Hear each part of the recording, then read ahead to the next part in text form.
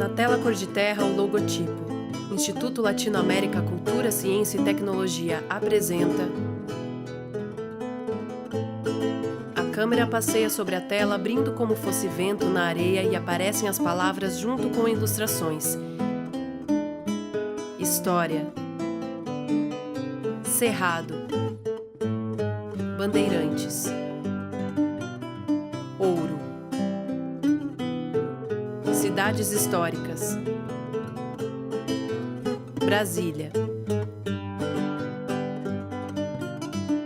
Memória viva, ecohistória do Planalto Central.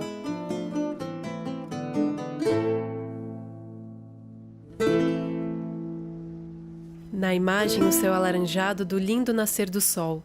As nuvens são douradas pelo reflexo do sol que vai surgindo por detrás das montanhas. A água corre sobre as pedras, vinda de uma queda d'água ao fundo. Muita vegetação ao redor, árvores altas e um tronco caído formando uma pequena ponte entre dois pedaços de terra. Pedras finas achatadas sobrepostas, por detrás delas muitas árvores. Um estreito caminho de chão de areia irregular. Céu azul com nuvens brancas em formato de algodão. Água límpida de queda forte circulando entre as pedras, desaguando no rio. Hamilton de Siqueira, diretor do museu. O homem com barba e cabelos compridos olha para o infinito. Ao fundo, muitas árvores com as folhas verdes. Um pequeno córrego com pedras e águas calmas. Esse garimpo de mineração de ouro foi o primeiro garimpo da região, da cidade, né? Tudo começou através desse garimpo. Estrada de terra. Quando esse minerador chegou aqui, estava atrás do resíduo, que é o aluvião. Placa vermelha, local de mineração. Assim que eles achou esse aluvião, eles começou a quebrar, lavar e amontoar. Esse era o serviço rotineiro. E eles utilizavam a mão de obra de escravo. Toda essa área que a gente está dentro aqui foi toda triturada. E fazia os muros para conter esse cascalho que era lavado. Por um processo geológico, o ouro foi remobilizado para lá, para aquele local. Com o processo de erosão, esse ouro se concentrou nos aluviões. Jamilo Tomé, geólogo. Homem de meia idade, cabelos ralos e brancos. Veste camisa branca. Quando os bandeirantes encontraram esse ouro, encontraram muito ouro acumulado nesse aluvião. Então, eu subia lá do rio, atrás desse aluvião. Aí eles iam quebrando essa pedra e amontoando, fazendo muro mais ou menos nesse estilo, e atrás do muro o cascadinho mais lavado, que é esse estilo aqui, ó. Ficou bem triturado. Certamente o ouro foi embora, ficou só o cascalho. Água límpida, transparente, caindo em uma calha de pedra. Eles traziam água de um ponto mais alto, né, através de rego e através até de bica de madeira, e faziam a água correr no aluvião. Eles iam mudando, mexendo com o aluvião, e fazia a água correr até na superfície da rocha onde o aluvião se assentou. E o material fino, esse material fino ia correndo e ia para os couros, né?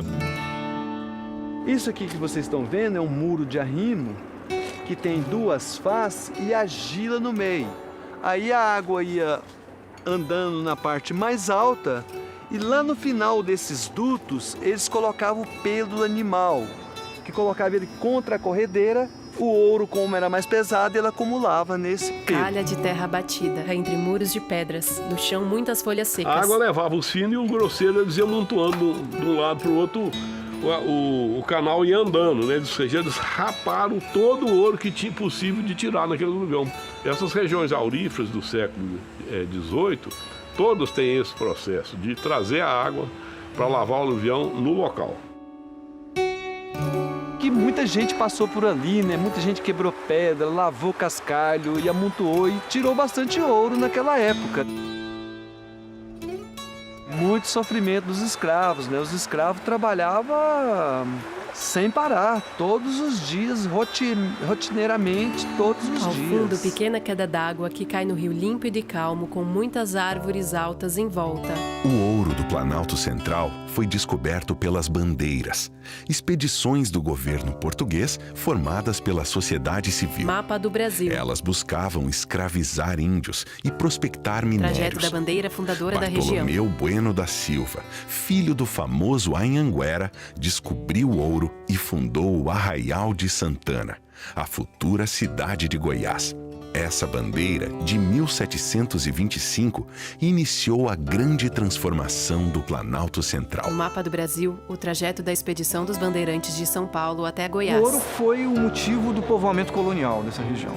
O que se estima é que em Goiás, desde o início Kellerson da Semerene, extração do ouro, historiador. em 1726, até o início do século XIX, tenha se extraído alguma coisa entre 140 e 150 toneladas. Na imagem, de 3 ouro. bonecas namoradeiras. Rua da Antiga Goiás, em frente à Igreja Palmeiras Altas. Entre 1726 e 1740, e que são fundadas e criadas o que são hoje as antigas cidades do ouro em Goiás, né? Quer dizer, Goiás Velho, Pirenópolis, Corumbá, Pilar de Goiás e mais tardiamente, só em 1746, Santa Luzia, que hoje é Lusiânia. Cidade vista de cima.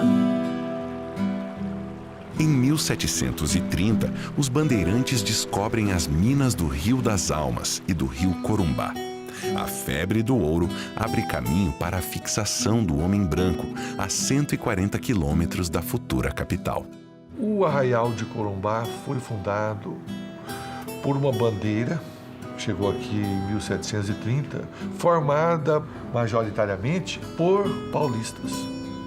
A Barra do Ribeirão Bagagem no Corumbá. Ali que foi encontrado o ouro, no dia 8 de setembro de 1730, que deu origem ao povoado. E eu consegui localizar 127 garimpos nessa região. O português era o dono disso aqui, das terras da colônia. E eles tinham em algumas áreas um domínio total. Por exemplo, a parte de comércio e a parte religiosa. Então isso gerou um certo domínio econômico e político para Pirenópolis. Ramir Curado, historiador. Eu consegui levantar, com a ajuda de pesquisador de Pirenópolis, apenas 35 garimpos. Mas o comércio lá era muito mais forte. E a administração centralizava tudo ali. E a parte religiosa também. Então, Pirenópolis se destaca nesse momento no comércio e na atividade político-religiosa, que naquele momento era uma coisa só. Igreja Matriz de Pirenópolis. Dentro da igreja, um altar esculpido em madeira. Essa cidade foi toda fundeada sobre uma batuta extremamente católica, né? Como era a força da Igreja Católica, sempre foi hegemônica no país. Paulo Galeão, mestre de obras e restaurador. Então tudo isso está fundeado junto com essa cidade. O nome dos morros, tudo está associado a essa imensa tradição cristã que se instalou aqui nessa cidade. Todas as igrejas se orientam para a Igreja Matriz. Então aqui a gente tinha a Igreja do Bonfim, a Igreja do Carmo, a Igreja de Nossa Senhora do Rosário dos Pretos e a Igreja da Boa Morte da Lapa, que não existe mais também. Então essas igrejas eram todas voltadas para a Igreja Matriz. Isso é uma coisa de símbolos e status de poder que tinha a força desses empreendimentos, né? Casa de Comércio Coloridas de Pirenópolis. O ouro da região é um ouro de aluvião, então não é um ouro que enriquece rápido. É um ouro que ele está muito associado, diretamente proporcional ao trabalho empenhado. Esse é um ouro trabalhoso de tirar. Isso aqui foi muita mão de obra escrava que tirou esse ouro, que cavucou essas terras todas para fazer os seus bicames aí. Flores amarelas no galho da árvore. Sagui subindo na árvore. Em 13 de setembro de 1746, dia de Santa Luzia, nova descoberta de ouro a 60 quilômetros da futura capital atrai milhares de pessoas. O arraial recebe o nome da santa e vê 2.000 escravos tocarem a maior obra deste período, um rego d'água de 42 quilômetros. Ele trazia água para o garimpo lá do atual Gama até perto da Igreja do Rosário. Uma epopeia de 3 anos. Temos informações com relação ao rego das cabaças. Manuel Neres, mestre historiador da UNB. Os mais antigos ainda contam. Eram lugares assim de um trabalho que parecia mais uma tortura, né? Que as pessoas trabalhavam a exaustão e à medida que eles iam morrendo, então simplesmente os responsáveis enterravam naquele mesmo lugar, passavam por cima e tocavam adiante. Rochas em meio à vegetação do cerrado. Jarba Silva Marques, professor e historiador. A maior fonte de ouro está embaixo da Igreja do Rosário. Aqui deu tanto ouro que disseram que foi feito um cacho de banana de ouro e mandado de presente para Dona Maria Louca, a mulher que mandou matar Tiradentes. Pequena queda d'água límpida, levemente esverdeada. Lusiânia. Aqui houve tanto ouro que tinha quadrilhas de ladrão de ouro aqui. A Igreja do Rosário teve interditada por uma década, porque uma grande quadrilha de ladrões de ouro que vinha a cavalo entrou dentro da igreja e matou mais de 30 pessoas. E pelo assassinato ela ficou interditada, na fase do ouro ainda. Imagens internas e externas da Igreja do Rosário. O fluxo do ouro foi muito grande. Quando começa esse ciclo do ouro, é mais ou menos o que aconteceu em Minas. Em 2 anos tinha 10 mil pessoas nessa região minerando ouro. Água límpida e calma. Então, nós temos o registro de muitos negros, né, que foram escravizados, trazidos para essa região. Ilustrações de escravos trabalhando e sendo castigados. De 2 pontos, que era do Rio de Janeiro, ou também de Salvador, que eles se concentravam basicamente em Lusiânia e que tinham um trabalho rigoroso, né, da mineração, onde você tinha todas as dificuldades, né, da questão do trabalho e a forma que eles eram tratados. A maioria perdiam a sua vida ainda na flor da idade. Comunidade quilombola. Quando os escravos fugiam das fazendas, eles fugiam e montavam suas comunidades ou em serras ou no meio das matas. Casas de barro. Então eles tinham torres de observação, tinha Morro do Espia, e eles faziam tudo isso para criar sua autodefesa. Memorial do Cerrado, Goiânia. Paulo Sérgio Alves, coordenador do memorial. Nós estamos aqui numa representação dos quilombolas do Planalto Central brasileiro. Nós temos desde as telhas feitas nas coxas até os fornos, as cabaças, as moendas. A casa é bem simples, no máximo as camas no giral com alguma cabaça ou uma moringa para sua água. Então, tudo isso era feito no coletivo. Forno de barro, utensílios de barro e palha em frente às casas. O negro é fundamental porque ele era mão de obra, né?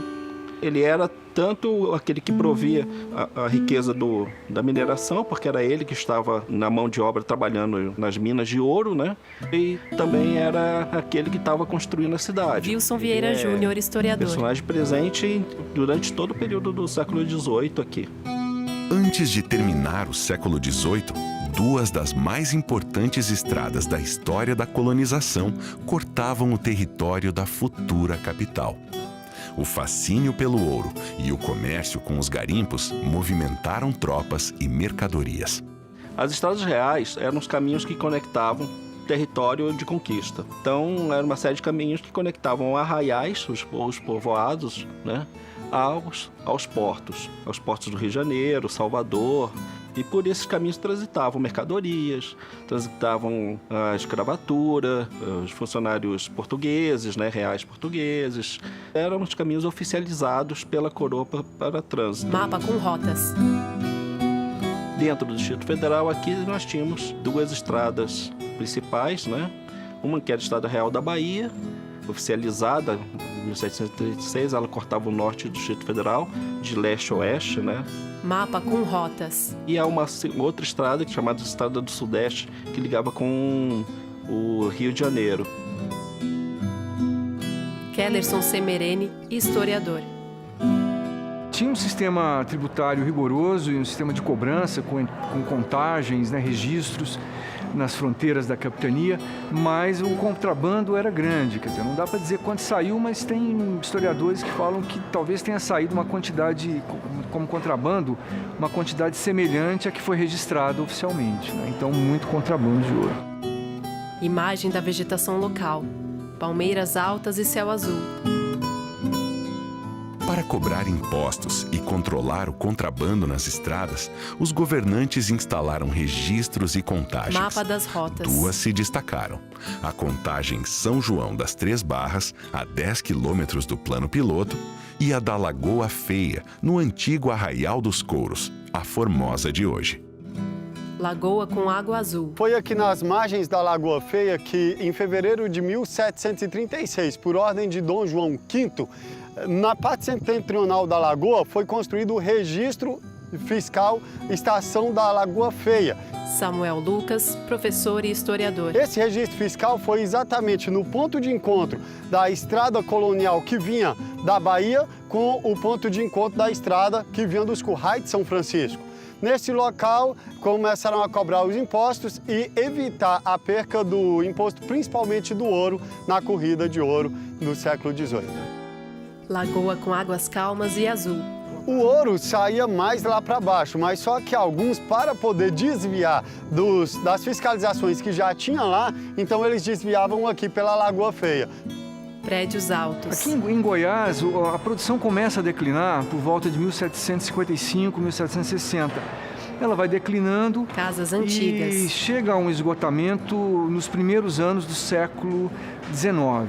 O ouro não se esgotou totalmente, o que se esgotou foi o ouro mais acessível e não havia muita condição e recursos para explorar um ouro mais profundo. Artefatos de barro. No final do século XIX, um breve ciclo tenta reavivar a exploração de ouro no Império Brasileiro. No Planalto Central, a Companhia de Mineração Goiana aposta em novo ciclo de riqueza. Essa história faz parte do imaginário do entorno de Brasília.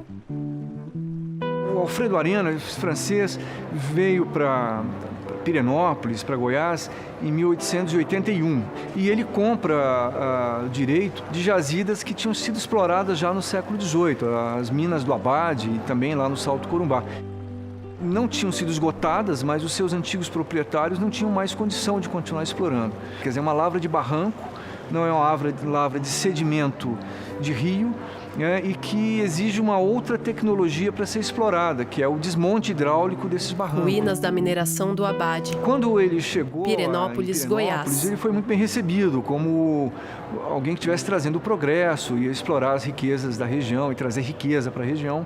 Então a Câmara Municipal concedeu a ele 4 dias de exploração e deveria ficar livres os domingos, segundas e terças-feiras, para o rio se limpar e depois as lavadeiras poderem usar o rio. Nascente do Rio das Almas.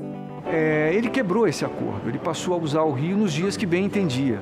Então isso começou a gerar um conflito e que foi evoluindo, se agravando e terminou de fato em 2 invasões. Organiza-se um grupo de 30 pessoas que pintam os rostos, se mascaram e de noite eles sobem lá nas lavras e destroem tudo, incendeiam e quebram as instalações vitais para o funcionamento da companhia. E ela perdeu a capacidade de operar.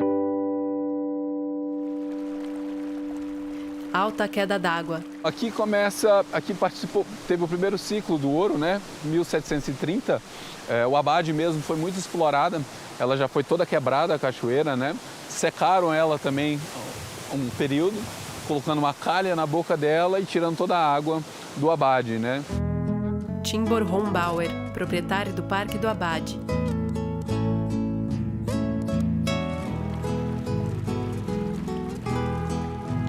Saiu muito ouro, mas era um ouro muito difícil de ser tirado, era um ouro em pó, ouro de aluvião, E só saía na bateia esse ouro, Então, um ouro muito difícil de ser extraído. No entanto que isso foi uma do abandono mesmo do garimpo aqui, foi essa escassez, Um ouro difícil, mas conseguiram tirar muito nessa época. Salto Corumbá, Corumbá de Goiás. Nós estamos na margem da Garganta do Ouro, é um lugar que tem uma importância histórica muito grande, porque é um corte artificial do final do século XIX, para dar vazão a um grande poço que existia aqui na Cachoeira do Salto para extração do ouro. Kleber Neres, gerente do Parque Salto Corumbá. Essa cachoeira que a gente está vendo ao fundo ficou mais de 100 anos sem água e foi aberta uma uma vala aqui que a gente chama de Garganta do Ouro para dar vazão à água que existia aqui atrás nesse poço e retirar o ouro dessa região. A atividade turística, ela é uma indústria limpa, como todo mundo gosta de dizer, porque ela precisa preservar a questão do meio ambiente. Quedas d'água. Nós gostamos de dizer que essa é a segunda fase do ouro dessa região, porque o turismo tem empregado bastante aqui.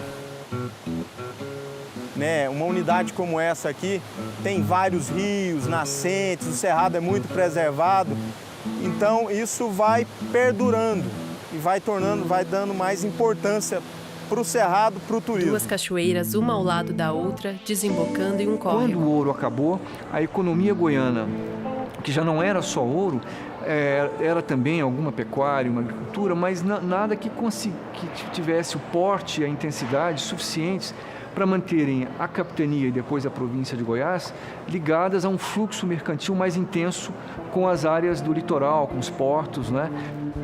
Aos poucos a situação vai se reacomodando e há tentativas de se reorganizar alguma produção. Por exemplo, lá em Pirenópolis, o caso lá do Joaquim Alves de Oliveira, né, que montou aquele engenho, o engenho de São Joaquim, que hoje é a Fazenda Babilônia, era um grande proprietário escravista e tentou organizar uma exportação de algodão e outros produtos. Fazendas de agropecuária. A tela escurece. Imagens de desenhos primitivos. Sobem os créditos em letras vermelhas e pretas. Créditos. Roteiro e direção, Caco Schmidt. Autor e produtor, Atanagildo Brandô. Coordenação de produção, Paula Mello. Diretor de fotografia, Vinícius Cernicchiaro. Câmera e operador de drone, Eduardo Schmidt. Técnico de som, Rafa Cambará. Produção, Bel Geisel. Fotos, Luiz Ávila. Imagens aéreas de Brasília, ABR Filmes. Consultoria técnica, João Batista Silva. Pós-produção, montagem, Eduardo Schmidt e Gustavo Schmidt. Decupagem, Tati Bear. Narração, Kiko Ferraz. Diretor musical, Eduardo Schmidt. Trilha sonora original, Cuba Cambará, Nando Roça, Gilberto Oliveira, Beto Chedid. Técnico de gravação de áudio, Rafa Cambará. Mixagem e finalização de áudio, Rafael Lindemann. Infografia, Fabrício Mena Barreto. Motion Design, LA9 Motion. Coordenação de finalização, Gustavo Schmidt. Realização, Instituto Latino-América. Cultura, Ciência e Tecnologia. Cena 1 Produções. Fundo Nacional da Cultura, Secretaria Especial da Cultura, Ministério da Cidadania, Governo Federal.